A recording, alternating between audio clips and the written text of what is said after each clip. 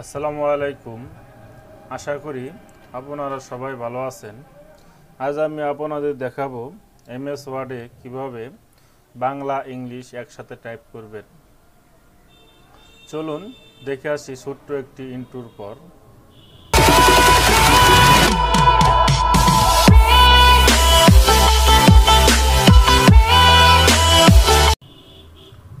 প্রথমে আমি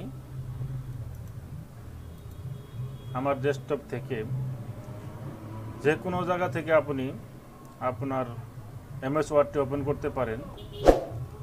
আমি আমার স্টার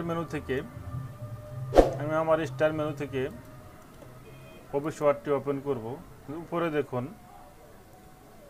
মাইক্রোসফট অফিস ওয়ার্ড 2007, আপনার থাকতে পারে 2010, 2003, কোনো সমস্যা নেই, সবখানে আপনি কাজ করতে পারবেন। চলুন ওপেন করে নেই। ওপেন করার পর এখন দেখবেন উপরে টাইম নিউ রোমান দেওয়া আছে। উপরে দেখুন টাইম নিউ রোমান দেওয়া আছে। এখন আমি টাইপ করব। এখন টাইপ করলে ইংলিশ টাইপ হবে।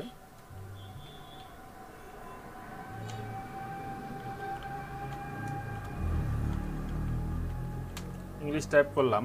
আবার আমার বাংলা টাইপ করা দরকার। বাংলা টাইপ করার জন্য আবার কি করব, বাংলা ফন্ট সিলেক্ট করব। সিলেক্ট করার পর এখন আমি আবার বাংলা লিখব।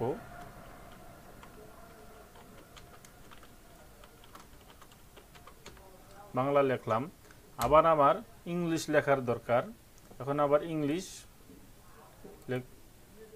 ফন্ট সেট করব।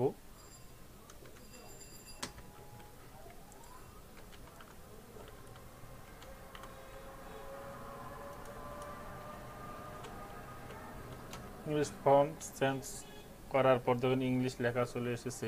এভাবে আর আমি কতবার চেঞ্জ করে লিখব।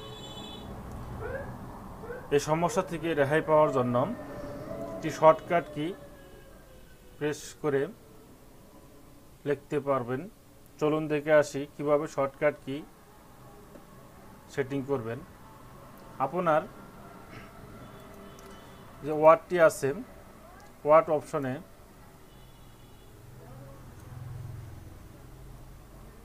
এই জায়গায় দেখুন অফিস বাটনে ক্লিক করুন। অফিস বাটনে ক্লিক করার পর এখানে দেখুন ওয়ার্ড অপশন নামে একটি অপশন দেওয়া আছে। ওয়ার্ড অপশনটি নিচেও থাকতে পারে, যে কোনো জায়গায় থাকুক না কেন আপনি ওপেন করে নেন।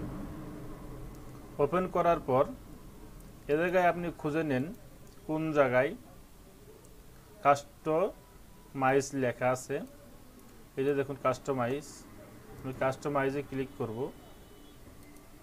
কাস্টমাইজে ক্লিক করার পর এখন আমি ফন্ট খুঁজব। এ জায়গায় ফন্ট কোন জায়গায় আছে সেটা আমি খুঁজে নিব। এই যে দেখুন ফন্ট লেখা আছে, ফন্টে আমি ক্লিক করব। ফন্টে ক্লিক করার পর নিচে দেখুন কাস্টমাইজেশন দেওয়া আছে, এই জায়গায় আমি ক্লিক করব। এখানে ক্লিক করার পর এদিকে আমার কিছু সেটিং আছে, এই সেটিংগুলো এখন করব। এ জায়গায় আপনি ফন্ট খুঁজে বাহির করবেন। ফন্টটি খোঁজার জন্য কিবোর্ড থেকে অ্যাপ প্রেস করবেন। অ্যাপ প্রেস করার পর দেখুন ফন্ট চলে এসেছে। এখন এইদিকে আমি ফন্টগুলো বাহির করব, কি ফন্টে আমি লিখতে চাই। প্রথমে আমি টাইম নিউ রোমান ফন্ট লিখব।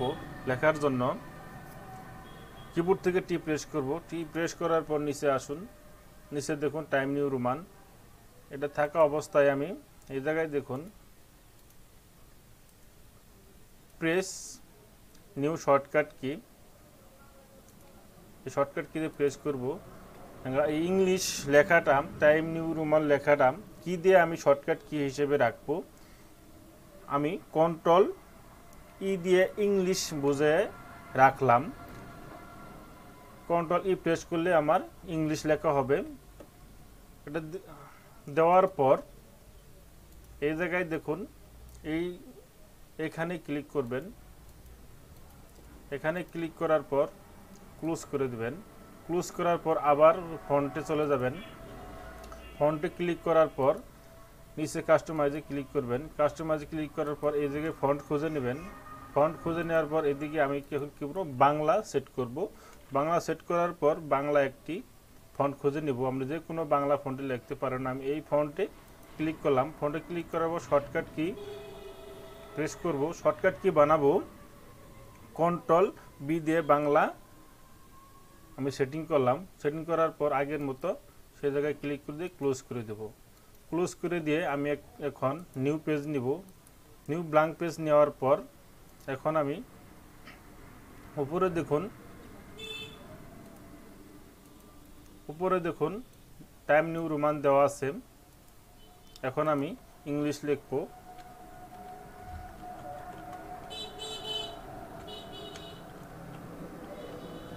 ইংলিশ লিখলাম। লেখার পর এখন আমার বাংলা লেখার দরকার। এখন বাংলা শর্টকাট কি হচ্ছে কন্ট্রোল বি প্রেস করলাম। দেখুন আমার বাংলা ফন্ট চেঞ্জ হয়ে গেছে, ইংলিশ থেকে বাংলা হয়ে গেছে। এখন আমি বাংলা লিখব। বাংলা লেখার সময় যদি উল্টা পাল্টা হয়, শুদ্ধভাবে না আসে, তাহলে কিবোর্ড থেকে কন্ট্রোল ওয়াল্টার বি প্রেস করব। কন্ট্রোল ওয়াল্টার বি প্রেস করে বাংলা লিখব।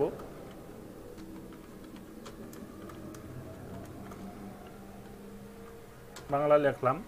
বাংলা লেখার পর এখন আমার ইংলিশ লেখার প্রয়োজন। আবার কিবোর্ড থেকে কন্ট্রোল ই প্রেস করব। দেখুন টাইম নিউ রোমান হয়ে গেছে।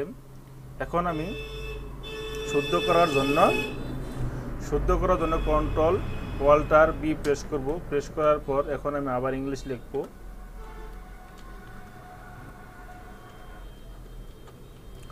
ইংলিশ হয়ে গেল।